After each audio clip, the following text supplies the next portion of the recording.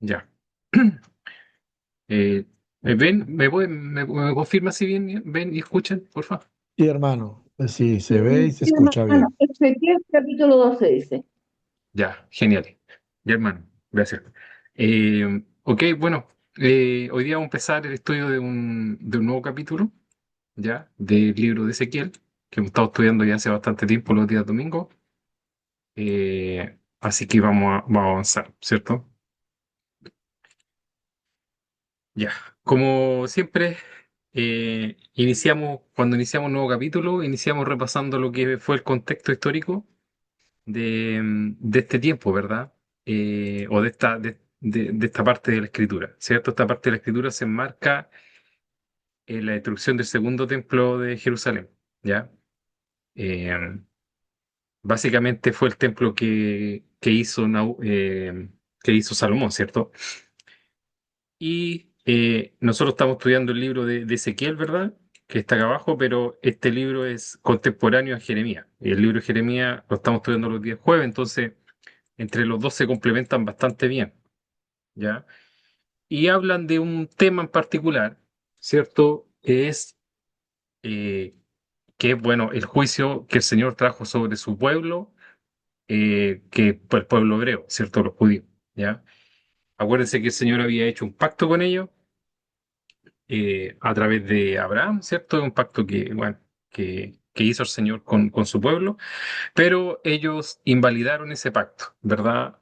¿Cómo lo invalidaron? Bueno, a través de distintos comportamientos que ellos tuvieron en contra de los mandamientos del Señor, ¿ya? Ahora este libro nos enseña a nosotros eh, una cosa importante de Dios, ¿verdad? Que nunca se habla mucho, que es la justicia de Dios, ¿verdad? Y que tiene que ver con el castigo también, ¿ok? Son características de Dios que se nos enseñan, ¿ya? Bueno, en la destrucción del templo o de Jerusalén, ¿cierto? Tuvo tres etapas. Yo le dije que no ocurrió de la noche a la mañana, ¿cierto? Lo primero que pasó fue en el año 605, ¿cierto? Que el rey de Babilonia, Nabucodonosor, que está acá arriba, ¿verdad? Eh, Sitió la ciudad y se llevó a las personas que eran como los príncipes o los nobles, ¿verdad? Dentro de los cuales iba Daniel, el del libro de Daniel, ese Daniel estoy hablando, ¿ya? Acuérdese que tenía unos amigos también que eran similares a Daniel. Fueron esos amigos los que los metieron en un horno, no sé si se acordarán, por no adorar la imagen de Nabucodonosor, la imagen de oro los metieron en un horno para quemarlo. Y al final ellos llegó un ángel y no les pasó nada, ¿verdad? Ellos fueron deportados en el año 605. Deportado quería decir que se los llevan prisioneros a Babilonia, ya a eso se refiere. En el año 597, ¿cierto? Nabucodonosor vuelve a atacar de nuevo Jerusalén porque ellos rompían los pactos que hacían con Nabucodonosor, me refiero a los hebreos, y se llevó a Ezequiel y a otros 10.000 cautivos, ahí se llevó a más personas, ¿verdad? Y las personas que se llevaban era gente que tenía oficios, cosas de ese estilo, ¿ya? Entonces cada vez que se iban llevando personas, el país quedaba más, digamos, incapacitado en términos de personas, porque si se llevaban, por ejemplo, todo, imagínense si se llevaban a los mejores constructores, a los mejores herreros, a los mejores, no sé, po, agricultores, después no quedaba gente que supiera hacer esas cosas, entonces iba quedando, digamos, lo más, digamos, la gente menos capacitada de la sociedad, entonces el país se empobrecía más, ¿cierto? Eso ocurrió en el año 597. Bueno, y ahí se llevaron a Ezequiel, ¿verdad? De hecho, Ezequiel escribe el libro de Ezequiel en Babilonia. No lo escribe en, no lo escribe en Israel, ¿ya? De hecho, todas las visiones que él tuvo, acuérdense que las tuvo estando en Babilonia, ¿ya? Usted se preguntará, bueno, ¿y cómo él entonces pareciera que estuviera en Jerusalén? Bueno, porque el Señor lo arrebató en espíritu y se lo llevó para allá. Así como, así como lo hizo, por ejemplo, con Felipe, ¿ya? En el Nuevo Testamento. Y finalmente en el año 585, ¿cierto? Antes de Cristo, evidentemente, ocurre la destrucción final de Jerusalén, ¿ya? Entonces, entre la primera deportación y la destrucción pasaron aproximadamente 20 años, ¿ya? Harto tiempo. Y esos 20 años el Señor estuvo advirtiendo, 20 años advirtiendo, ¿ya? Entonces fue harto tiempo que pasó entre que realmente sucedió la destrucción hasta que desde que empezó, ¿ya? Entonces 20 años, harto tiempo, 20 años, ¿ya? Entonces el Señor estuvo advirtiendo 20 años las cosas, ¿ok? Y eso nos enseña que, bueno, que Dios no trae la destrucción de la noche a la mañana, sino que Él da oportunidad para que uno se arrepienta, ¿verdad? Pero también nos enseña que si la gente no se arrepiente, las cosas van empeorando cada vez más, porque esto fue empeorando cada vez más, ¿verdad? Cada vez más era más, digamos, terrible lo que les pasaba a ellos, ¿verdad? Partió con esto, con esta deportación que sellaron como los príncipes, siguió con esto que sellaron a mucha gente y ya al final terminó en destrucción, ¿verdad? Entonces es como que la mano se va apretando de a poco, de a poco, de a poco, ¿verdad? Es lo que la escritura llama como dolores de parto, ¿ya? Los dolores de parto son, bueno, las mujeres que han sido madres pueden entender mejor, pero dolores de parto es un dolor que parte leve, pero que va empeorando a medida que pasa el tiempo, ¿ya?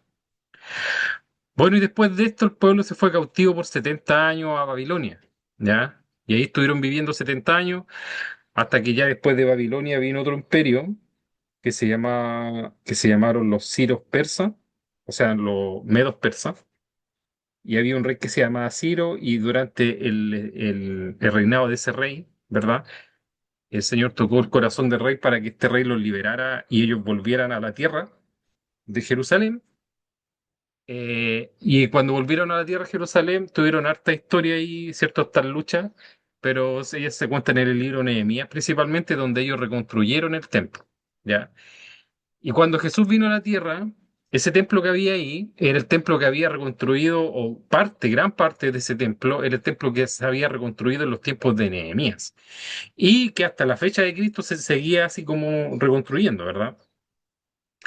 Finalmente ese templo, el que le estoy hablando ahora, ¿verdad? Fue destruido en la era moderna, o sea, en el año 70 después de Cristo aproximadamente, por el Imperio Romano, ¿ya?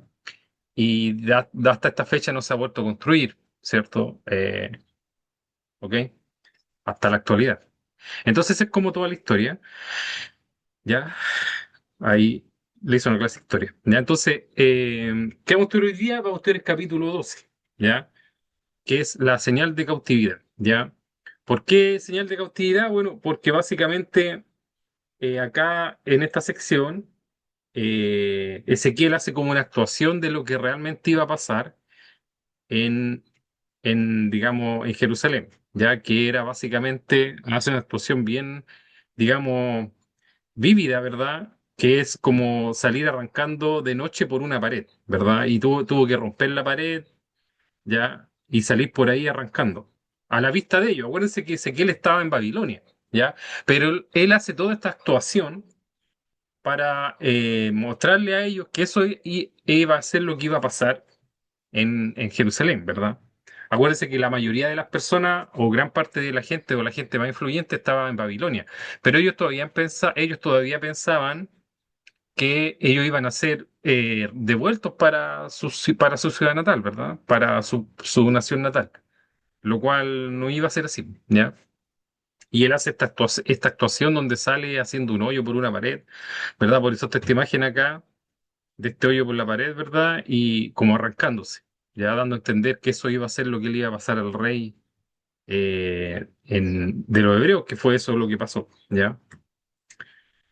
Lo que vamos a estudiar en los versículos 1 al 7, ya del capítulo 12, dice así: Vino a mí palabra de Jehová diciendo: Hijo de hombre, tú habitas en medio de casa rebelde, los cuales tienen ojos para ver y no ven, tienen oídos para oír y no oyen, porque son casa rebelde.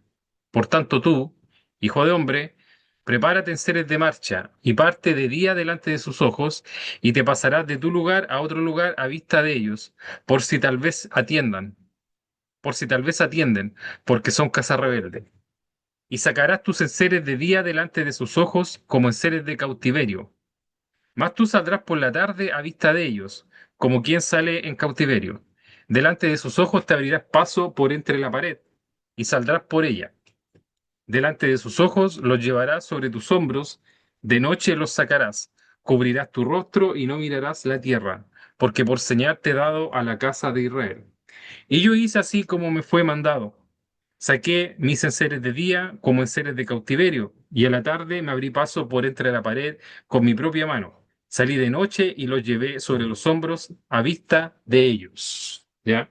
Entonces, esto fue lo que tuvo que hacer Ezequiel. Ezequiel tuvo que hacer muchas cosas de este estilo, que fueron como mandatos que le dio el Señor. Acuérdense que le dijo a capítulo atrás, vimos que lo mandó a que se acostara una cantidad de días sobre su lado izquierdo y una cantidad de días sobre su lado derecho, que fueron muchos días, ¿ya? Así, pero muchos días, que él estuvo acostado sobre su lado, ¿verdad? Pues sobre un lado y sobre el otro lado, ¿ya? Y tenía que comer un pan, ¿cierto? Con una semilla que se hizo, entonces él lo tuvo que hacer todas esas cosas, ¿ya? Hubieron otros profetas, si mal no me equivoco, creo que fue el profeta Oseas, que el Señor lo mandó a casarse con una prostituta, ¿verdad? Y él se tuvo que ir a casar con una prostituta, ¿verdad? Y los hijos y tuvo que tener hijos con ella, y todas esas cosas eran como señales que el Señor hacía a través de, digamos, de sus profetas, ¿verdad? Entonces acá tenemos a Ezequiel saliendo así como de día como deprisa, ¿verdad? Como quien sale en un cautiverio, o sea, cuando tú sales en un cautiverio sales con lo que tienes puesto nomás, pues, ¿verdad? Con las cosas más importantes, no te llevas todo. ¿Ya? Y él tenía que hacerlo de día para en vista de ello, y después hacer un hoyo por una pared, ¿verdad? Hacer un hoyo imagínense haciendo un hoyo por una pared, ¿verdad? Y después saliendo por ahí, por esa pared, hacia otro lado, ¿verdad? Y todo eso él lo tuvo que hacer, y la idea de hacer estas cosas era que la gente lo mirara y dijera, oye, le preguntara, oye, ¿por qué estás haciendo esto, verdad?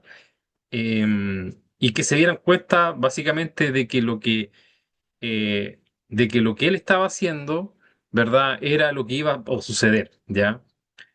Ahora, nos queda claro que la gente como que no lo tomó en cuenta, ¿ya? No, no, como dice el dicho acá en Chile, no lo pescaron, ¿verdad?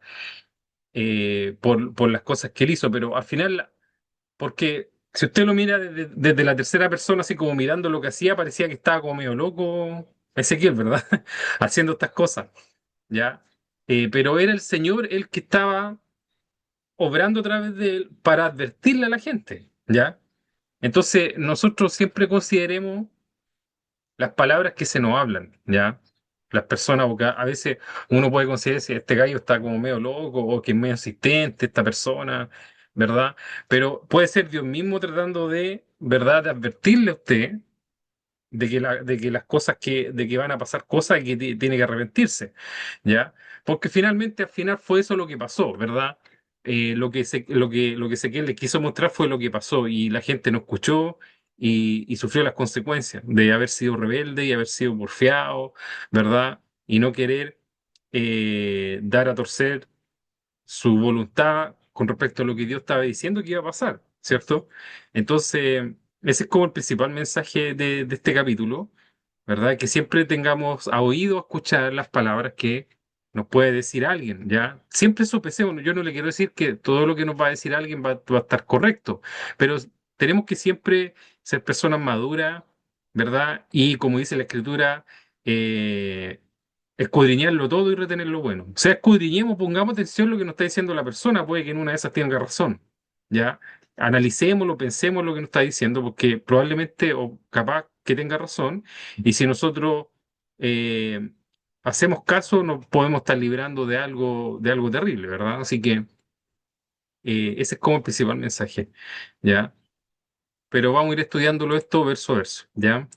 Entonces, ¿cuál es el contexto? ¿Verdad? Un poco ya se los dije, pero básicamente acá el capítulo 12 inicia una nueva sección profética en la que Dios utiliza acciones simbólicas y dramáticas. Dramática es una actuación, ¿verdad?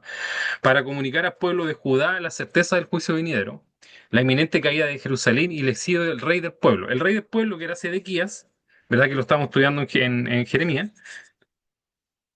Sedequías, ¿cierto? Fue el que tuvo que salir así. Igualito que como salió Ezequiel, ¿verdad? Entonces, a través de un acto dramático, de una actuación, ¿verdad? Dios le ordena a Ezequiel hacer una especie de representación viva del exilio. Es como que tuvo que reconstituir la escena, ¿verdad? Hay una cosa que a veces dice reconstitución de escena, es como hacer. las cosas que pasaron antes, una reconstitución. Entonces, pero aquí Ezequiel la hace por adelantado, porque generalmente las reconstituciones se hacen después de que pasó la situación, ¿verdad? Pero aquí Ezequiel la hace como básicamente por adelantado, ¿verdad? Bueno, de más está decir, ya a esta altura del partido todos sabemos que el pueblo estaba cegado espiritualmente, incapaz de comprender la gravedad de su situación, ¿verdad? Y el profeta debía actuar para despertar su conciencia, o sea, lo que hace aquí el profeta es una actuación, un mensaje fuerte para tratar de removerles conciencia, porque el pueblo estaba completamente cegado espiritualmente, ¿ya? Completamente cegado, incapaz de comprender, ¿cierto? Eso yo creo que esto es como la parte más terrible de todo en estas situaciones, ¿verdad? Cuando las personas están cegadas espiritualmente, ¿ya? Es como un poco frustrante, ¿verdad? Porque, eh, por ejemplo, yo creo que Jeremías y Ezequiel la veían clarísima, ¿verdad? Entonces, lo frustrante era que el resto no lo viera así como lo veían ellos. Yo creo que eso debe ser lo más frustrante de todo, ¿ya? Porque ellos eran, como dice acá, incapaces de comprender la gravedad de la situación, ¿verdad? Y eso pasa hoy día también, ¿ya?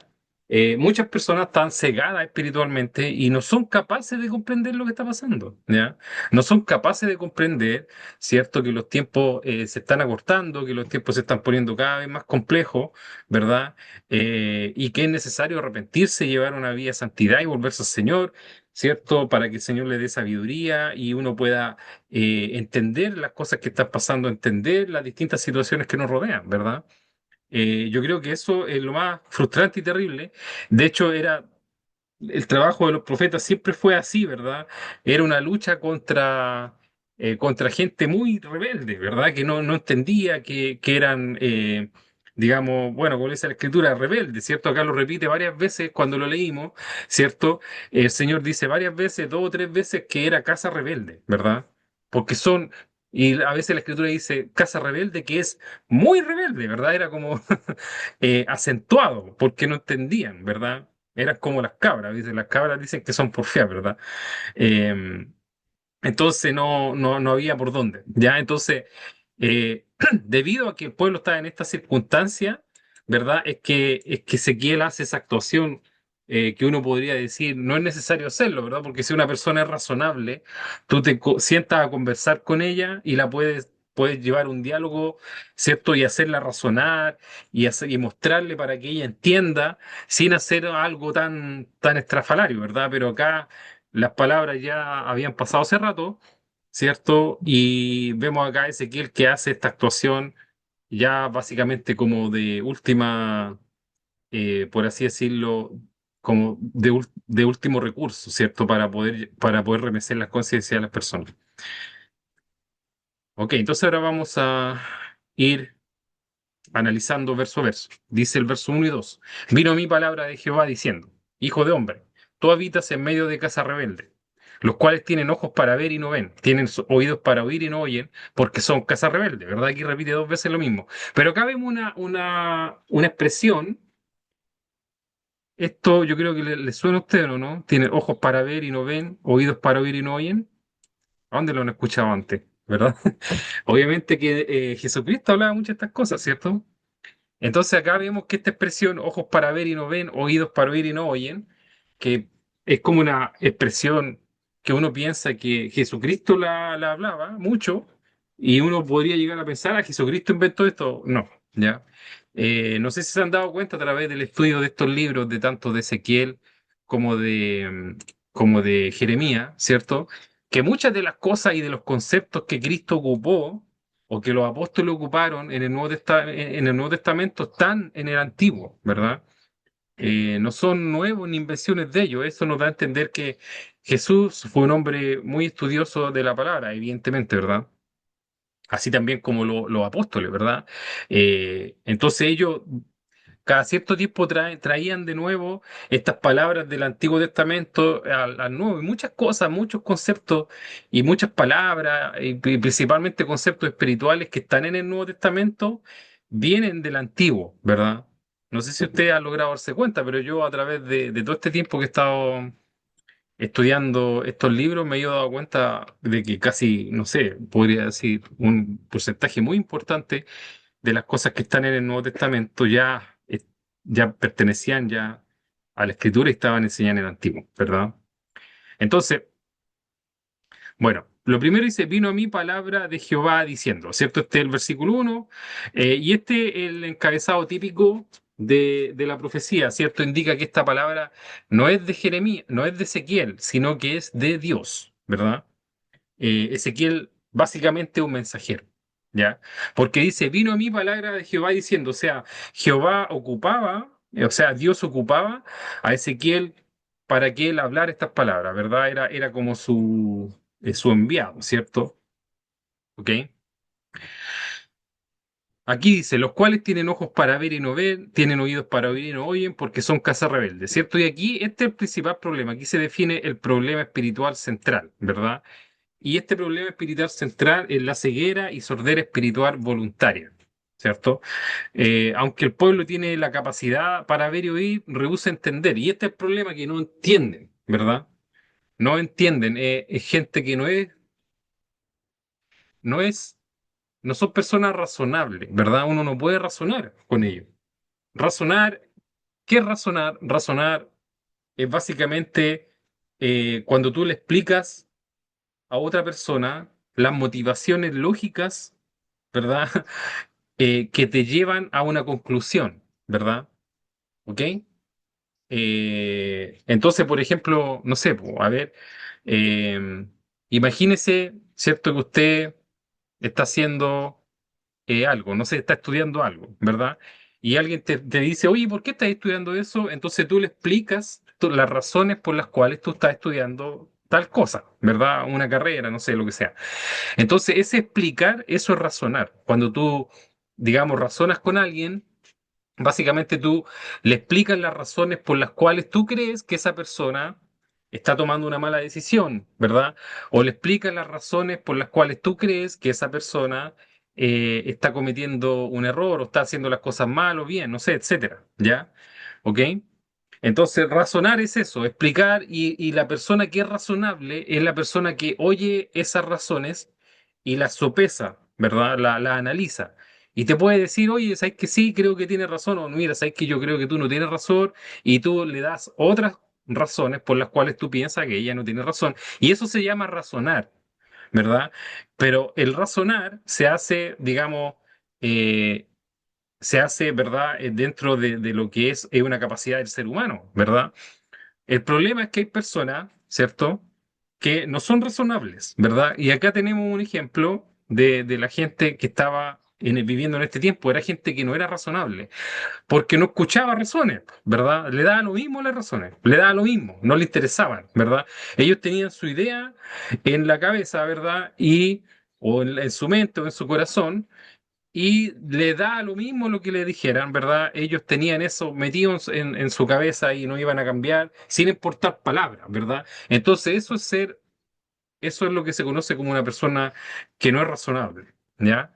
Y la escritura lo llama aquí ojos para ver y no ven, oídos para oír y no oyen. O sea, que ellos tienen la capacidad dada por Dios para razonar. Los seres humanos, nosotros, el Señor nos creó de tal forma distinto a los animales, ¿verdad? Porque los animales no razonan, ¿ya? Los animales se guían por su instinto, ¿ok? Si tienen hambre, comen.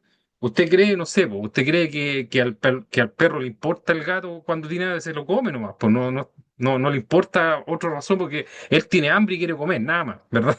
Eso es lo que le importa. Pero nosotros no, po. El Señor nos hizo con la capacidad de dominar nuestro instinto, ¿ya? De dominarlo y de pararnos a pensar, a razonar, a analizar, ¿cierto? Nosotros tenemos esa capacidad.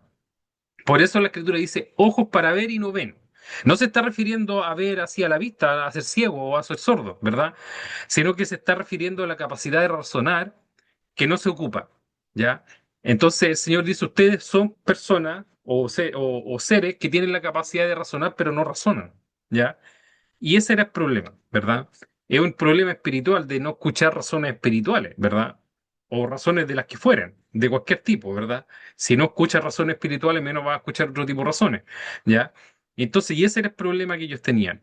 Era ceguera y sordera espiritual voluntaria, porque ¿Por qué? Porque ellos, al tener la capacidad de razonar, no lo hacen, po, ¿ya?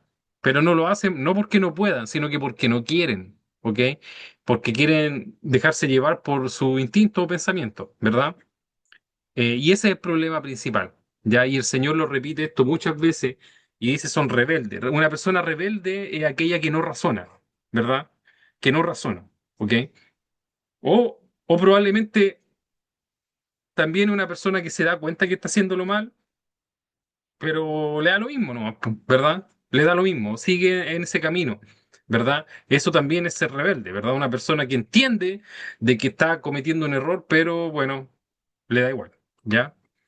Eh, entonces acá, este mismo concepto se repite acá en el libro de Isaías capítulo 6 versículo 9 y 10 dice, y dijo, anda y di a este pueblo, oíd bien, y no entendáis.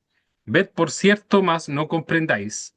Engruesa el corazón de este pueblo y agrava sus oídos y ciega sus ojos, para que no vea con sus ojos, ni oiga con sus oídos, ni su corazón entienda, ni se convierta y haya en él, y haya para él sanidad, ¿verdad?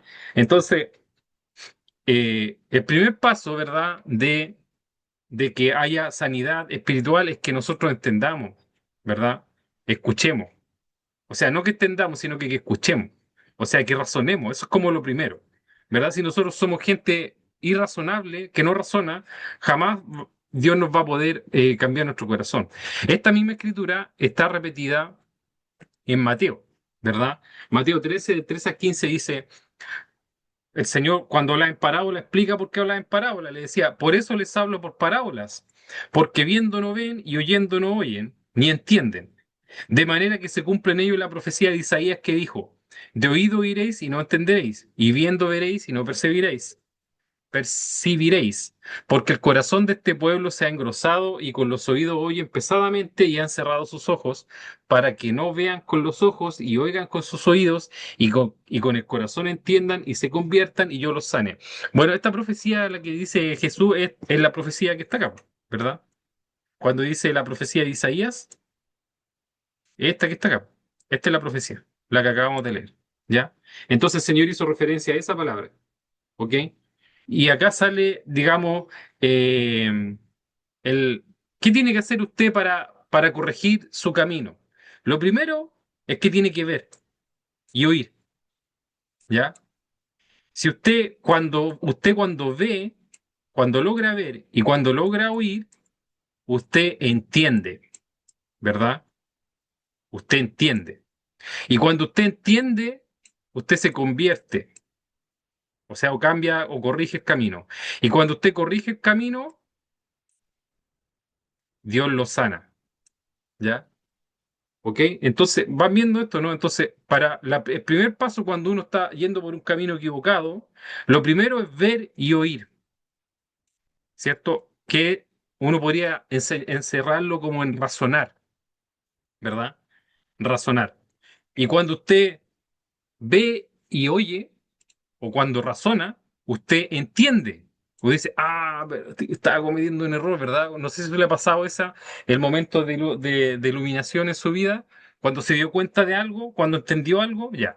Cuando usted entendió algo, usted aquí, este es el momento cuando usted entiende, cuando usted analiza, cuando usted sopesa las cosas, cuando usted razona. Cuando usted razona, entiende. Y cuando usted entiende, se convierte, porque cuando usted entiende que está yendo por un camino equivocado, ¿qué va a hacer? Bueno, va a cambiar de dirección, pues, ¿verdad? Va a corregir, ¿ya? Eso es convertirse, convertirse es corregir, ¿ya? Corregir. Entonces yo escucho o analizo, ¿cierto? Eh, o razono, ¿verdad? Después entiendo y después de entender me convierto, o sea, cambio de camino. Y cuando cambio de camino, Dios te bendice, ¿ya? Pero el primer paso, si usted no es una persona que es razonable, nunca va a pasar por esto, porque no es razonable nomás, ¿verdad? Usted no oye ni entiende, ni ve, ¿ya? Entonces, ¿cuál es el problema acá? O la reflexión que podemos sacar de acá es que el problema no es la falta de revelación, sino la resistencia a ella. Muchas veces este es el problema en la vida de muchos, ¿verdad? El problema en la vida de muchos no es que Dios, no es falta de Dios, ¿verdad? Sino que es que uno se resiste a Dios. ¿ok? Uno se resiste a la verdad de Dios. Entonces, si tú te resistes a la verdad de Dios, básicamente, ¿verdad? No tiene vuelta, po, ¿ya? No va a poder nunca convertirse o Dios nunca lo va a poder sanar, ¿ya? ¿Ok? Versículo 3 dice, por tanto tú, hijo de hombre, prepárate en seres de marcha y parte de día delante de sus ojos y te pasarás de tu lugar a otro lugar a vista de ellos, por si tal vez atienden, porque son casa rebelde, ¿verdad? Por si tal vez, por si tal vez, Dios dice por si acaso, ¿verdad?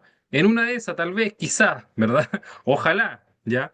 Por si tal vez, ¿verdad? Atienden, ¿ok?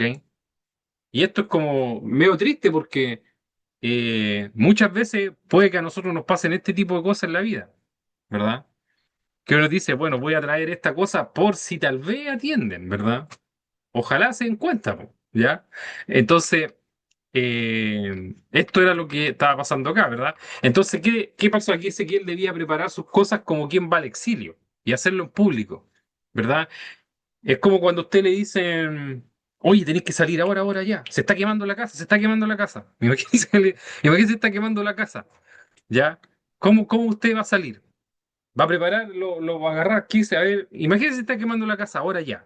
¿Qué cosa agarraría? Usted no agarro mi ropa, a ver, unos zapatos, no sé, pues, lo más importante, ¿verdad? Y chao, y me voy, ¿verdad? Ya, de esa forma tenía que prepararse Ezequiel, como quien va al exilio. Pero tenía que hacerlo en público, ¿ya? Tenía que hacerlo en público, ¿ok? Acá, Dios, ¿por qué está haciendo esto? Bueno, lo está haciendo porque Dios apela a la posibilidad de que al ver el acto que está haciendo Ezequiel, quizá el pueblo reaccione, porque por eso le dice, por si tal vez atienden, ¿verdad? Ojalá, ojalá pase que se den cuenta, está diciendo el Señor, ¿verdad? Y por eso está haciendo este esfuerzo, que básicamente el Señor que está tratando de todas las formas posibles, ¿verdad? De todas las formas posibles, hacer que el pueblo se dé cuenta del error, ¿ya? Lo está tratando de hacer de la forma, de alguna forma posible, ¿verdad? Tratando que se den cuenta de este error, ¿verdad? Ahora, el Señor siempre hace eso, ¿verdad? Por eso la Escritura dice, por ejemplo, en 2 de Pedro del 9, el Señor no retarda su promesa según algunos la tienen por tardanza, sino que es paciente, ¿verdad? Para con nosotros, no queriendo que ninguna perezca, sino que todos procedan al arrepentimiento. ¿Verdad? Dios es así, ¿verdad? Es una de las características bellas de Dios, que Dios es paciente, misericordioso y trata de alcanzar a la gente, trata, ¿verdad? Aquí se estuvo tratando 20 años, ¿verdad? De poder lograr que ellos se dieran cuenta y que se arrepintieran, pero lamentablemente no lo pudo lograr, ¿verdad? No porque Él no lo trató, sino que porque ellos no querían, ¿cierto? Según de Timoteo 2, 24, 26 dice, porque el siervo del Señor no debe ser contencioso, sino amable para con todos, apto para enseñar, sufrido, que con mansedumbre corrija a los que se oponen, por si quizá Dios les concede que se arrepientan. ¿Ya? Esto es muy parecido a lo que dice acá, por si tal vez atienden, por si quizá Dios les conceda que se arrepientan, ¿verdad? Para conocer la verdad y escapen del lazo del diablo en el que están cautivos a voluntad de él. Fíjese esta palabra, es muy interesante. ¿Por qué están cautivos en el lazo del diablo? Porque no conocen la verdad, ¿ya? ¿Y cómo uno puede conocer la verdad? Bueno, primero tiene que haber gente que proclame la verdad, po, ¿ya? Porque si nadie dice la verdad, yo jamás voy a conocer la verdad, ¿verdad? Ahora, cuando alguien habla la verdad o proclama la verdad, ¿verdad? Yo tengo que tener oídos para oír, porque si yo no oyo o estoy cerrado y no quiero escuchar, jamás voy a entender nada, ¿verdad? Entonces, cuando yo conozco la verdad, como decía el verso anterior, ¿cierto? Yo entiendo. Y cuando entiendo, cambio de curso. Y cuando cambio de curso, escapo del lazo del diablo, ¿ya? Pero primero tengo que conocer la verdad, ¿verdad? Entonces, por eso el Señor dice que los siervos de Dios tienen que ser personas que no sean contenciosas, que sean amables, que sean aptos para enseñar, ¿verdad? Y que con mansedumbre corrijan a los que se oponen, con mansedumbre, ¿ya? Con paciencia, tranquilo, ahí como disco rayado, ¿verdad? Es una pega que es bien complicada porque no sé, pues a uno a veces le puede dar hasta rabia, como, ¿cómo no entienden, verdad? Puedes decir eso, ¿cómo no entienden? ¿Verdad? Pero aquí la palabra está diciendo, oye, con mansedumbre corrige, corrige, corrige, corrige, por si quizá Dios les conceda que se arrepientan para que conozcan la verdad. Es lo mismo que dice aquí, por si tal vez atienden, ¿verdad? Es lo mismo.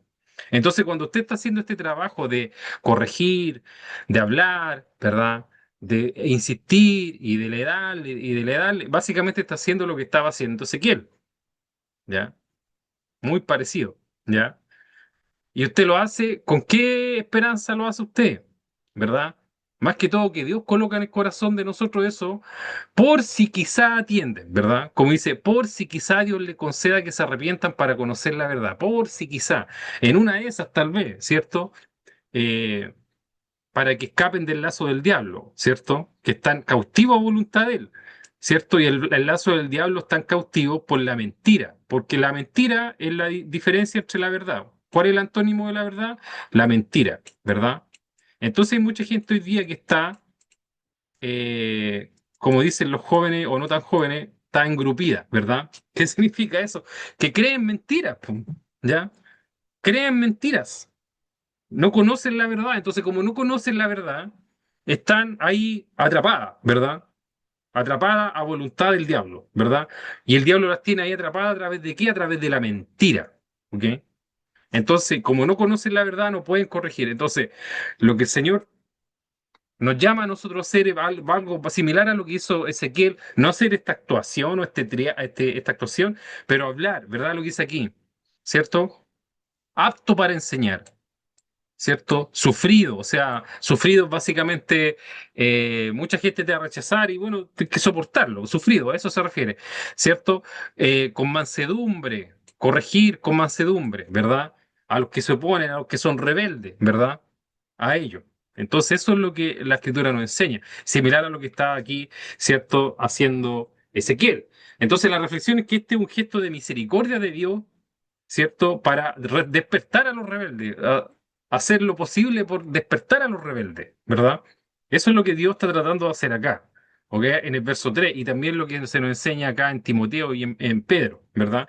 Es un acto de misericordia del Señor. Verso 4 y 5. Y sacarás tus enseres de día delante de sus ojos como enseres de cautiverio. Mas tú saldrás por la tarde a vista de ellos, como quien sale en cautiverio.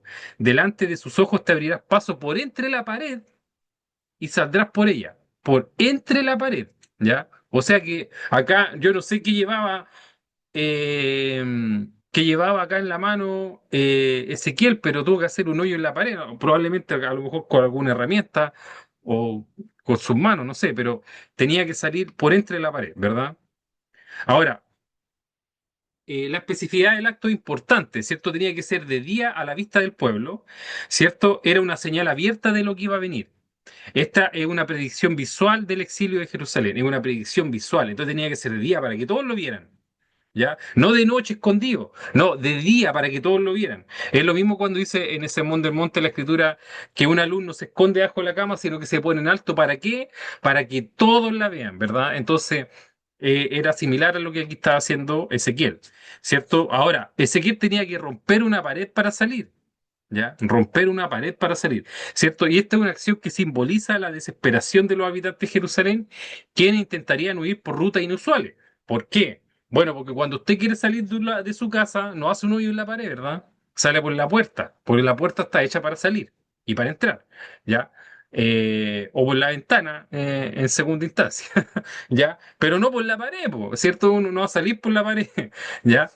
Ahora, el hecho de que ellos salieran por las paredes, o que Ezequiel saliera por las paredes, bueno, y ellos también salieron por las paredes, era porque estaban en una situación muy desesperada, ¿cierto? Desesperada porque estaban siendo sitiados y lo estaban alcanzando. Como sale acá en Segunda de Reyes, 25:4, dice, con respecto al sitio de Jerusalén, dice, abierta ya una brecha en el muro de la ciudad, huyeron de noche todos los hombres de guerra por el camino de la compuerta que estaba entre los dos muros, junto a los huertos del rey, estando los caldeos alrededor de la ciudad.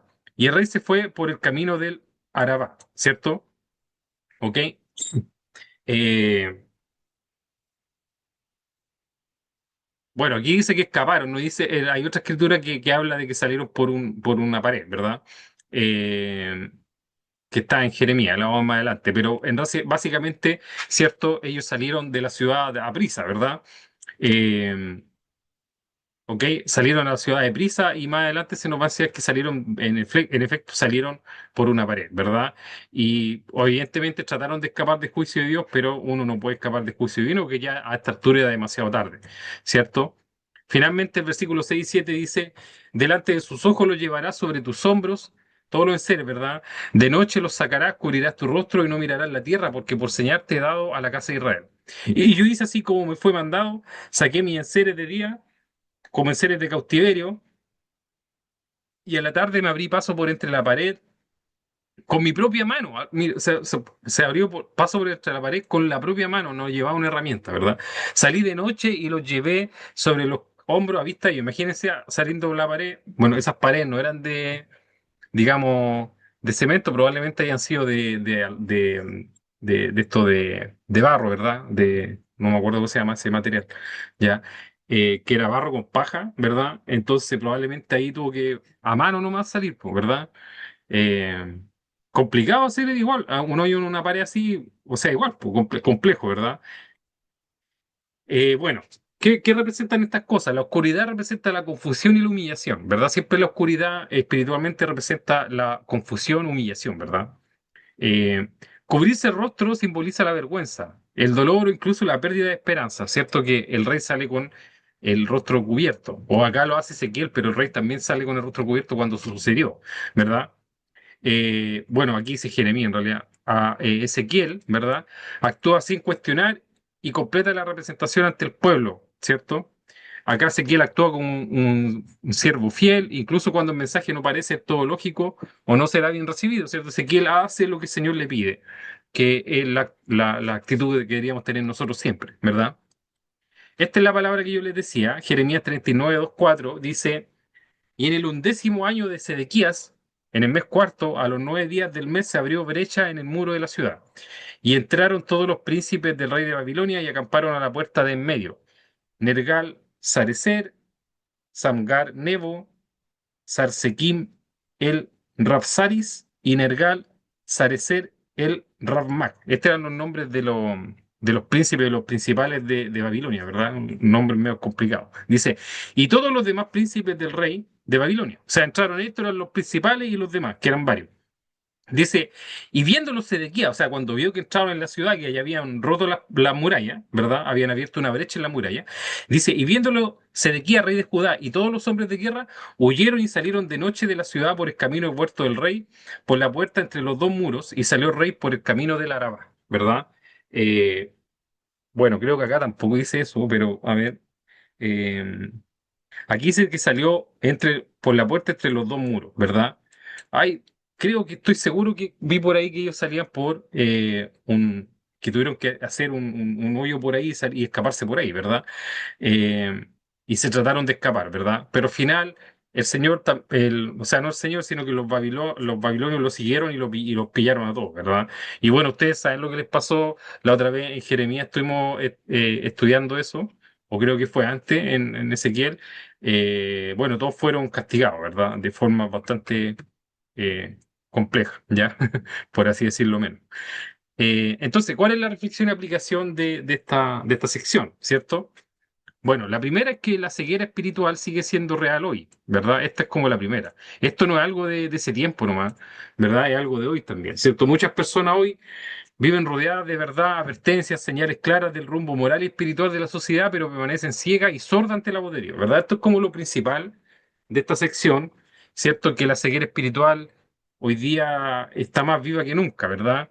Porque cuando uno ve las cosas que están pasando, ¿cierto? En la sociedad, la decadencia moral y las distintas cosas que están sucediendo y como que no se da cuenta, ¿verdad? Es como que está ciego o sordo, ¿ya? Espiritualmente, porque uno no ve las señales. Acuérdense que el Señor les decía, oye, ustedes cuando salen, ¿verdad? Y ven que el cielo tiene nube y que hay cierto clima, ustedes dicen, va a llover, ¿verdad? Pero ¿cómo si ustedes son capaces de interpretar el clima, no son capaces de interpretar las señales de estos tiempos, ¿verdad? Dando a entender que uno tiene que tener la sabiduría como para poder interpretar las advertencias y señales, del rumbo moral de la sociedad para saber en qué momento está, ¿verdad? Pero mucha gente no sabe estas cosas, o sea, no se dan cuenta. Eso da a entender que viven en una ceguera y sordera espiritual, ¿ya? Bueno, Dios acá también apela a la conciencia endurecida. A veces Dios permite que pasemos por escenarios vívidos, pérdidas, crisis, cambios inesperados, que son mensajes visuales para despertarnos espiritualmente, ¿cierto? A veces el Señor hace cosas para tratar de despertarnos espiritualmente, ¿ya? Cosas que a veces pueden ser inesperadas, ¿cierto? Pero la actuación de Ezequiel sí que fue inesperada, ¿cierto? Pero él lo hace para tratar de despertarnos. Muchas veces nosotros podemos vivir pérdidas, crisis, cambios, ¿ya? Y que tenemos que ver si es que son mensajes del Señor, a lo mejor el Señor nos quiere entregar algún tipo de mensaje a través de esto, ¿ya? La obediencia a Dios incluso cuando no se entiende. Acá también podemos entender que Dios muchas veces nos llama a obedecer en cosas que no comprendemos del todo, ¿verdad? Como Ezequiel haciendo esta actuación, ¿cierto? La fe no siempre, la fe no siempre ve con claridad al principio, pero obedece confiando en el resultado final. Y aquí el ejemplo que nos da Ezequiel, ¿verdad? Y la reflexión final es que estamos siendo como casa rebelde, esas son las preguntas que tenemos que hacerlo, ¿verdad? Estamos siendo como casa rebelde, tenemos ojos, pero no vemos lo que Dios quiere mostrarnos. Reflexionen sobre estas preguntas, ¿ya? Que son importantes, creo yo. ¿Estamos siendo rebeldes? Lo primero, hágase esa pregunta usted en su vida. ¿Estoy siendo rebelde yo? ¿Ya? ¿Qué quiere decir eso? ¿Que yo entiendo lo que tengo que hacer y no lo hago? ¿Ya? Bueno, si ese es el caso, oremos al Señor para que nos ayude a cambiar nuestro rumbo, ¿verdad? La segunda pregunta es, ¿tenemos ojos pero no vemos lo que Dios quiere mostrarnos? O sea, tenemos ojos para ver las cosas, pero no las estamos viendo. Preguntémonos eso también, ¿cierto? Es importante preguntarse estas cosas, ¿ya? Eso, ¿ya? Espero que esta sección haya sido de bendición, que hayan podido aprender algo y Dios mediante vamos a continuar la siguiente semana con, con este estudio, ¿ya?